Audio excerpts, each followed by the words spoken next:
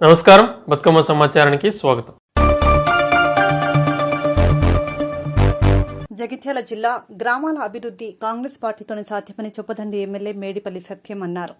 సోమవారం కొడిమ్యాల మండలంలోని పలు గ్రామాలను పర్యటించిన ఎమ్మెల్యే మాట్లాడుతూ వివిధ గ్రామాలలో 1,10,00,000 వ్యయంతో నిర్మించిన 3 గ్రామ పంచాయతీ భవనాలను ప్రారంభించారు. 5 గ్రామాల్లో గ్రామ సమైక్య భవనాల నిర్మాణానికి భూమి పూజ చేశారు. అనంతరం మండల కేంద్రంలోని గ్రామ పంచాయతీ ఆవరణలో 35 మంది లబ్ధిదారులకు కళ్యాణ లక్ష్మీ పథకం చెక్కులు, 91 మందికి ముఖ్యమంత్రి సహాయ నిధి చెక్కులను పంపిణీ చేశారు.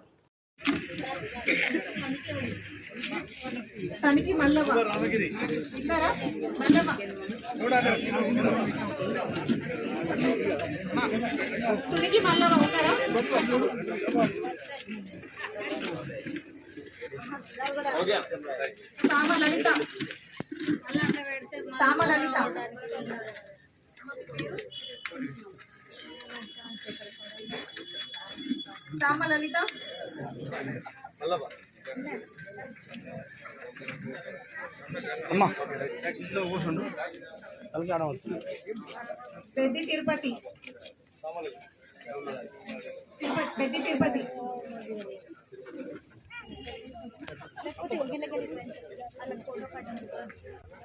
అపావత్ భూలి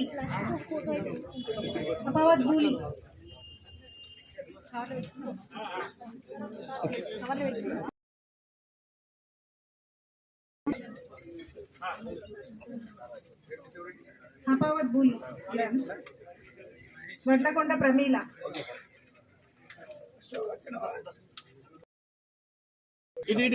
ల్యాగల నర్సయ్య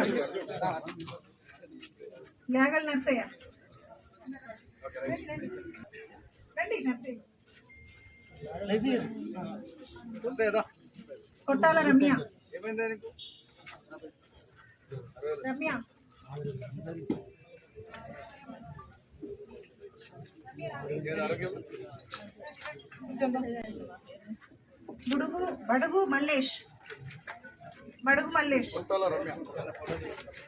బడుగు మల్లేష్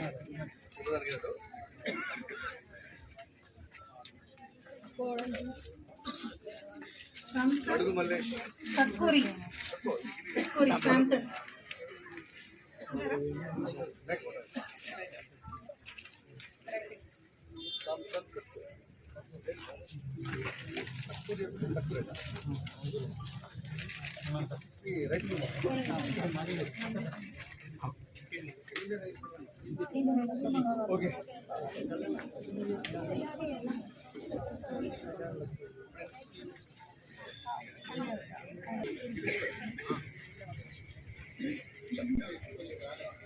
వ్యవసాయ శాఖ ద్వారా రైతు బీమా,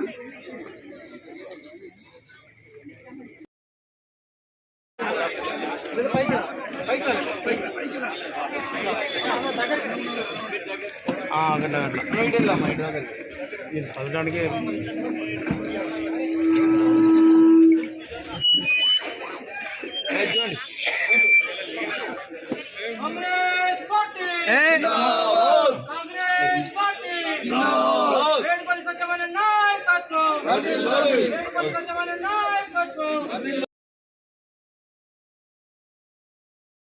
మండలంలో 35 చెక్స్ శాంక్షన్ అయినాయండి. ఇప్పుడు చెప్పాల గ్రామం నుంచి ముదుగంపల్లి లచ్చయ్య,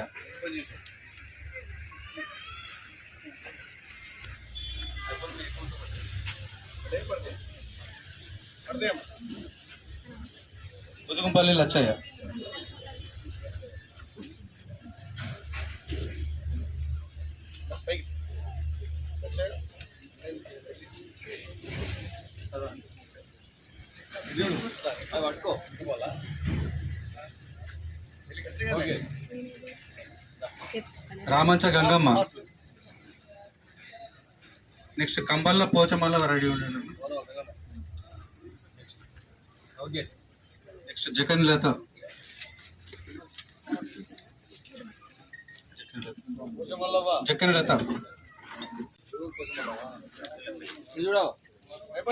కనకట్ల జమున,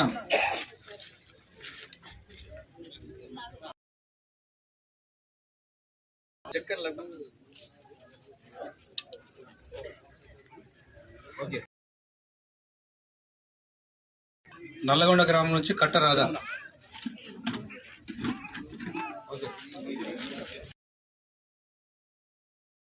గంగవ్వ.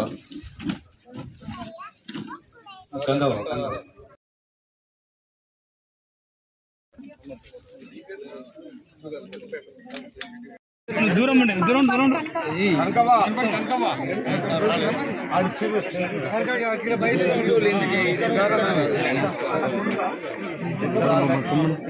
అన్న కొంచెం ఉండరా వెనకండి నువ్వు జరుగు మరి ఎట్లా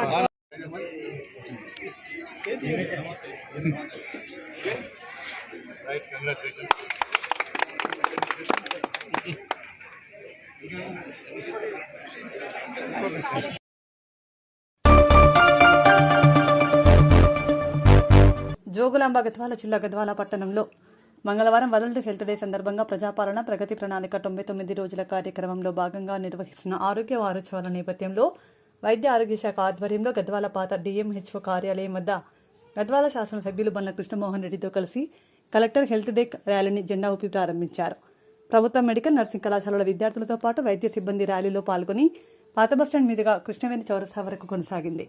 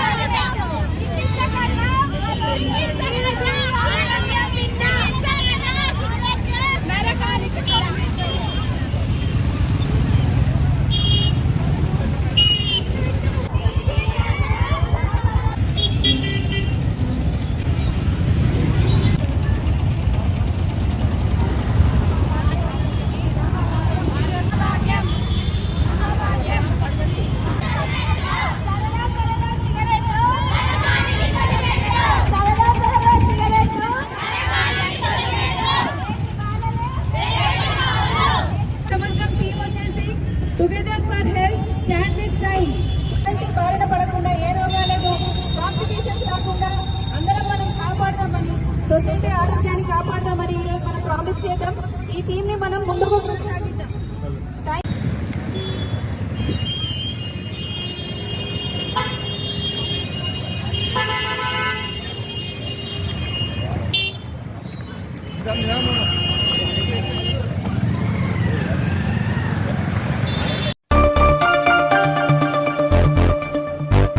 కూల్చివేతల కారణంగా నష్టపోయిన వారి పక్షాన ఇక సమరమేనని రామగుండం మాజీ ఎమ్మెల్యే కోరుకంటి చందర్ తెలిపారు.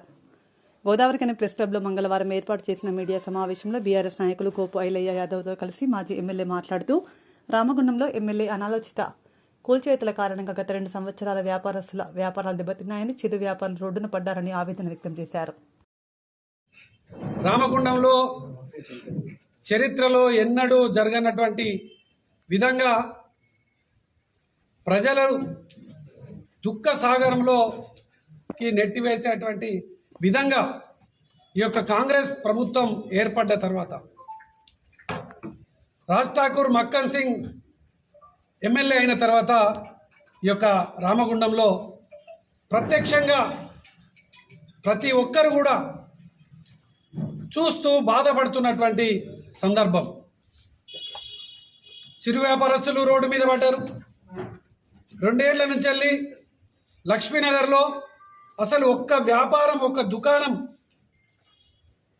రోజువారీ కట్టే గిరిగిరి డబ్బులు తీసుకున్నటువంటి వాటిని కట్టలేక ఉన్నటువంటి సామాన్లను ఈ చిన్న చిన్న ఫైనాన్స్ వాళ్ళు కూడా గుంజుకపోతున్నారని చెప్పేసి ఆవేదన పడుతున్నటువంటి సందర్భం. ఈ కాంగ్రెస్ అధికారంలో ఉన్నప్పుడే పర్మిషన్లు ఇచ్చి ఈ పోచమ్మ మైదానంలో గతంలో కూరగాయల మార్కెట్గా ఉన్నటువంటి దాన్ని ఇక్కడి నుంచి వెళ్ళి తరలించి వీళ్ళ హయాంలోనే కన్స్ట్రక్షన్కు పర్మిషన్స్ ఇచ్చి వీళ్ళ హయాంలోనే నిర్మాణాలు జరిగి ఇలా మళ్ళీ వాళ్ళను ఇలా రోడ్డు మీద పడేస్తూ ఉన్నారు. వాళ్ళకు పర్మిషన్లు ఎందుకు ఇచ్చిండ్రు? వాళ్ళు ఇలా ఆర్థిక పరంగా అన్ని విధాలుగా నష్టం జరిగే విధంగా జరుగుతుంటే కనీసం అధికారంలో ఉన్నారు కదా, వారికి ఏమాత్రం చిన్న నష్టపరిహారం ఇచ్చినటువంటి దాఖలాలు లేవు. కనీసం పిలుచుకొని ఓదార్చేటువంటి పరిస్థితి లేదు. సరే, పోచమ్మ మైదానం సింగరేణి స్థలం కావచ్చు, అది ప్రభుత్వ స్థలం కావచ్చు, సరే ప్రైవేట్ వాళ్ళు ఒక దుర్మార్గంగా ఆక్యుపై చేసింది కావచ్చు. దీనికి దేనికైనా కూడా ఒక నియమము నిబద్ధత ఉంటుంది. వాళ్ళను పిలిచి మరి మీరు అనుమతులు లేకుండా కట్టిండ్రు అని చెప్పేసి చెప్పాల్సినటువంటి బాధ్యత ఎమ్మెల్యే మీద ఉన్నదా లేదా? దీనికి ఎమ్మెల్యే బాధ్యత తీసుకోవాలనా లేదా? అసలు కూలగొట్టేది ఎవరో తెలియదు. ఎన్టీపీ మన సింగరేణులు కూలగొడతాను అనేది ఒకరు అంటారు, మున్సిపాలిటీ కూలగొడతానని ఒకరు అంటారు. వచ్చే జేసీలకు నెంబర్లు ఉంటాయి. పగటి పూట ఒక్కటి కూడా కూలగొట్టారు, రాత్రిపూట కూలగొడతారు. అసలు ఇది ఏం పాలన? రాత్రిపూట చేసేటువంటి పనులను ఎవరు చేస్తారు? రాత్రిపూట దొంగలు చేస్తారు. రాత్రి ప్రజలందరూ పడుకున్న తర్వాత ఇళ్లను దోచుకుంటారు. రాత్రి పడుకున్న తర్వాత చంపుతారు, కొట్లాడుతారు. అంత దుర్మార్గమైనటువంటి దౌర్జన్యాలకు పాల్పడతారు. చెప్పుడుతూ మరి రాత్రిపూట కూలగొట్టుడేంది? ఓల్డ్ అశోక్ కూలగొడితే కాంగ్రెస్ గుండాలు పోయి దాన్ని ఎవరైనా వచ్చి ఎందుకు కూలగొడతారని అంటే వాళ్ళను కొడతారు, వాళ్ళ మీద కేసులు ఉన్నాయి. పోలీసు వాళ్ళు వాళ్ళకు వత్తాసు పలుకుతారు. అసలు పోలీసులకు ఏం సంబంధం? పోలీసు వాళ్ళు ఎవరు వాళ్ళకు కంప్లైంట్ ఇస్తే ఆడికి పోతున్నారు. పోలీసులు ఏమన్నా కాంగ్రెస్లకు పాలేర్లుగా ఉన్నారా? కాంగ్రెస్ వాళ్ళు జీతాలు ఇస్తే ఇది ప్రభుత్వం ఇస్తుండే జీతాలు తీసుకుంటున్నారు కదా. మీరు ఇది ఎక్కడి జరుగుతున్నది? గోదావరికల్లో, ఈ రామగుండంలో నిన్న రాత్రి ఇక్కడ ఉన్నటువంటి దాన్ని కూలగొడుతున్నారు. కూలగొడితే వాళ్ళని పిలిచి వాళ్ళకు స్టేలు ఉన్నాయని అంటున్నారు, మాకు అనుమతి ఉన్నదని అంటున్నారు. ఎమ్మెల్యే గారు మీరు పిలిచి మాట్లాడాలి కదా, మీకు బాధ్యత లేదా? మిమ్మల్ని ప్రజలు గెలిపించారు కదా. దీని మీద తప్పకుండా మీరే బాధ్యత వహించాలి. ఓల్డ్ అశోక్ను కూలగొట్టిర్రు, దాంట్లో ఏం చేస్తారు చెప్పాలి. ఇలా పోచమ్మ మైదానంలో కూలగొడుతున్నారు, దాన్ని ఏం చేస్తారు? వాళ్లకు నష్టపోయినటువంటి వాళ్లకు పర్మిషన్ లేకుండా కట్టిర్రా, పర్మిషన్లు తీసుకొని కట్టిర్రా, వాళ్లకు ఏ విధంగా నష్టం వాళ్ళకు చేకూర్చే లాభాన్ని వాళ్ళకు ఇబ్బందులు లేకుండా చేస్తారు. వాళ్ళతో కూర్చుండబెట్టి మాట్లాడు. ఎందుకు ఇంత దుర్మార్గం? అధికారంలో ఉంటే ఇష్టం ఉన్నట్టు నడుస్తుందని అనుకుంటున్నారా? ఇష్టం ఉన్నట్టు చేస్తా అనుకుంటున్నారా? ఆ 20 మంది వ్యాపారులు గోదావరికని వ్యాపారులు కాదా? వాళ్ళకు నష్టం జరిగితే ఈ సమాజానికి నష్టం జరిగినట్టు కాదా? సరే, వ్యాపారులు కావచ్చు, వాళ్ళకి ఇంత ఆశ ఉండవచ్చు, ఎవరో ఒక అయినా భూమి అమ్మితే కొనుక్కోవచ్చు. ఆ భూమికి పర్మిషన్లు ఇచ్చారు కదా. అప్పుడున్న ఎమ్మెల్యే సోమారం సత్యనారాయణ గారి హయాంలోనే జరిగింది కదా. అప్పుడు మేయర్గా ఉన్నటువంటి కొంకటి లక్ష్మీనారాయణ గారు ఉన్నారు కదా. అప్పుడు మీరు కూడా నాయకత్వంలో ఉన్నారు కదా. మరి ఇదెక్కడి దుర్మార్గము? ఒక మనిషికి నష్టం జరుగుతుంటే చూస్తూ నవ్వుతూ జీవించడం అనేది నిజంగా ఈ సమాజం మిమ్మల్ని క్షమించదు. దీని పాపం తప్పకుండా మీకు తలుగుతుంది. మీరు ఏదో అనుకుంటున్నారు కావచ్చు, అధికారం ఉన్నది కదా, మమ్మల్ని ఎవరేం చేస్తలేరు, ఎవరేం చేయరు అని ఇప్పుడు తాత్కాలికంగా ఆనందంగా ఉండవచ్చు కాక, కానీ దీని మూల్యం తప్పకుండా చెల్లించుకోక తప్పదు. ఎవరికి నష్టం జరిగినా ఆ నష్టాన్ని పూడ్చాల్సినటువంటి బాధ్యత ఎమ్మెల్యే మీద ఉంటుంది. ఎమ్మెల్యే తప్పకుండా వాళ్ళని పిలిచి మాట్లాడి దీనికోసం మీకు కూలగొట్టం, దీనికోసం మీకు అనుమతి లేదు ఇది అని చెప్పేసి మాట్లాడేది ఎందుకు అంటే, మీరు చేసేటువంటిది నిజాయితీగా జరిగితే సింగరేణి చేస్తే జిఎం పిలిచి మాట్లాడాలి వాళ్ళతో, మున్సిపాలిటీ అయితే కమిషనర్ పిలిచి మాట్లాడాలి, ఏమైనా చట్టవిరోధంగా జరిగితే సిఐ పిలిచి కౌన్సిలింగ్ చేయాలి, మాట్లాడాలి. ఏం జరుగుతుంది గోదావరికన్లో? గోదావరికన్ని ఏం చేయదలిచారు? గోదావరికన్ని ఏం చేయదలిచారు? దీన్ని ఎట్టి పరిస్థితుల్లో గోదావరికని సమాజం అంతా కూడా ఇలా ప్రశ్నించాలి. ఈ యొక్క అధికార పార్టీ నాయకత్వాన్ని ప్రశ్నించాలి. ఈ అధికార పార్టీకి సంబంధించినటువంటి నాయకులు దీని మీద సరి అయినటువంటి సమాధానం చెప్పాలి. మేము మాట్లాడితే మీరోటి వంకర మాట్లాడితే నడవదిగా. మేము కూడా దేనికైనా సిద్ధమే, మీకు కేసులకైనా దేనికైనా సిద్ధమే. దీనికి మీరు ఏదో మాట్లాడి ఏదో వ్యంగ్యంగా మాట్లాడి ఏదో చిలకం చేసి మాట్లాడినట్టు మాట్లాడితే ఊకుంటామని అనుకుంటున్నారు కదా. ఎట్లు ఊకుంటామో ఏందో చూపిస్తాం. చెప్తున్నా, ఖబర్దార్ కాంగ్రెస్ నాయకులారా, దీని మీద స్పష్టమైనటువంటి ప్రకటన చేయాలి. ఎందుకు కూలగొట్టిండ్రు, దాన్ని ఎంత నష్టాన్ని ఈ ప్రభుత్వ పరంగాన మీరా ఇస్తున్నారు ఏంది అనేది దీని మీద స్పష్టమైనటువంటి ప్రకటన చేయాల్సినటువంటి బాధ్యత ఎమ్మెల్యే మీద ఉన్నది. ఎమ్మెల్యే చేయాలని కూడా నేను ఈ సందర్భంగా డిమాండ్ చేస్తూ ఉన్నాను. బాధితులను వెంటనే ఇలా పిలుచుకోవాలి, మాట్లాడాలి. మేము ఇలా బాధితులకు అండగా తప్పకుండా నిలబడతాం. ఇలా బీఆర్ఎస్ పార్టీ వాళ్ళకు అండగా ఇలా మాట్లాడబోతున్నాం, వాళ్ళతో మాట్లాడతాం. అసలు జరిగింది ఏంది, దీని మీద అసలు కోర్టు ఏమంటున్నది, అసలు న్యాయస్థానం ఏమంటున్నది ఏంది కూడా అడుగుతాం. వాళ్ళకు ఏం నష్టపోయి భూమి సింగరేణి అయితే సింగరేణి బార్డర్ పెట్టుకోమనండి. నష్టం జరుగుతుండే ఆ పేదవాని పక్షాన ప్రజాప్రతినిధి అయిన ఇక్కడ ఉన్న శాసనసభ్యులు వాళ్లకు మద్దతుగా నిలిపిస్తారు. ఆ మద్దతుగా నిలవడం పోయి సింగరేణికి తొత్తులై సింగరేణి యొక్క జాగలో దరిదాపు 50 సంవత్సరాల నుంచి నిర్మాణం చేసుకొని మరి పొట్ట కూటు కొరకు వచ్చిన చిన్న చిన్న కార్మిక వ్యాపారస్తులు మరి ఇక్కడున్న సింగరేణి కార్మికులకు సేవ చేయడానికి వాళ్ళు చిరు వ్యాపారాలు చేస్తుంటే మరి ఈ జాగా సింగరేణి దాన్ని కూలగొడుతుంటే ప్రజాప్రతినిధులు చూస్తూ ఊరుకుంటారా? నేను శాసనసభ్యులు ఒకటే రిక్వెస్ట్ చేస్తున్నా, రేపు సింగరేణిలో జాగా నిర్మించిన ఏదైతే షాపులు ఉన్నాయో ఏదైనా ఈ యొక్క బాధితులకు మరి స్వచ్ఛందంగా ఫ్రీగా ఇవ్వాలి. లేని పక్షంలో బీఆర్ఎస్ మరి నష్టపోయిన బాధితుల పక్షాన నిలుస్తుంటుంది. బీఆర్ఎస్ పార్టీ అంటేనే మరి ఉద్యమ పార్టీ, బీఆర్ఎస్ పార్టీ అంటేనే రాష్ట్రం సాధించిన పార్టీ. కాబట్టి ఆ రోజు రాష్ట్రం సాధించడంలో ప్రతి ఒక్కరిని మరి ఇన్వాల్వ్ చేసి మరి రాష్ట్రం సాధించిన వాళ్లకు నష్టం జరుగుతుందో చూస్తూ ఊరుకోదు. ఖచ్చితంగా మేము వాళ్ళ పక్షాన నిల్చొని ఎంతటి ఉద్యమానికైనా సిద్ధంగా ఉంటామని తెలియజేస్తున్నాం. జై తెలంగాణ.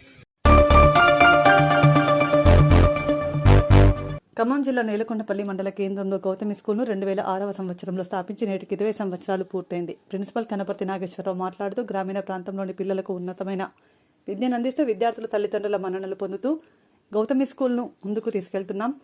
కార్యక్రమంలో 2వ తరగతి పిల్లలు చిన్నారి విద్యాశ్రీ వారి బృందం చక్కటి నృత్యంను ప్రదర్శించారు. ఉపాధ్యాయులకి శ్రేయోభిలాషులందరికీ ఆర్థిక శుభాకాంక్షలు. స్కూల్ అనేది మనం 2006లో స్థాపించడం జరిగింది. ఈ గ్రామీణ ప్రాంతంలో ఒక మంచి స్కూల్ స్టార్ట్ చేయాలని కలతోటి ఈ స్కూల్ని స్థాపించడం జరిగింది.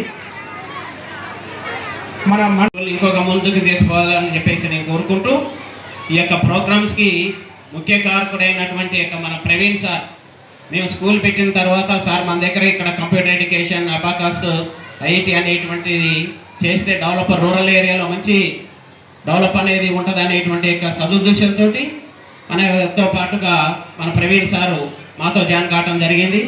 సార్ని మాట్లాడాల్సిందిగా కోరుతున్నాను.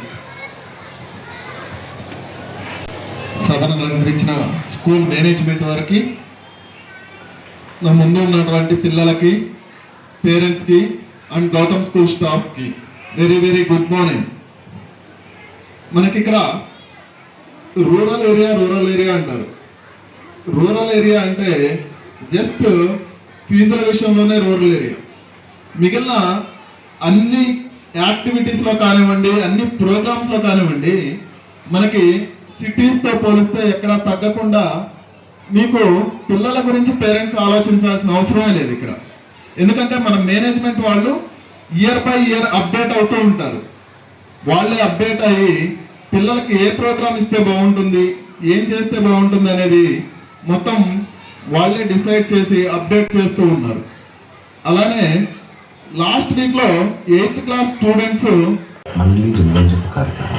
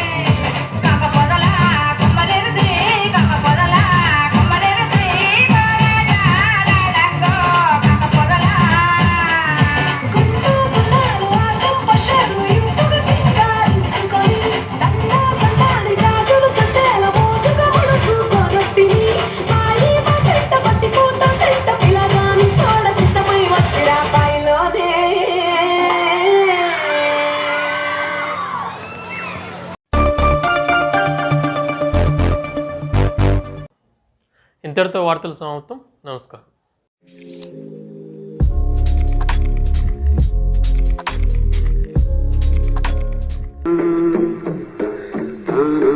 no, no, no.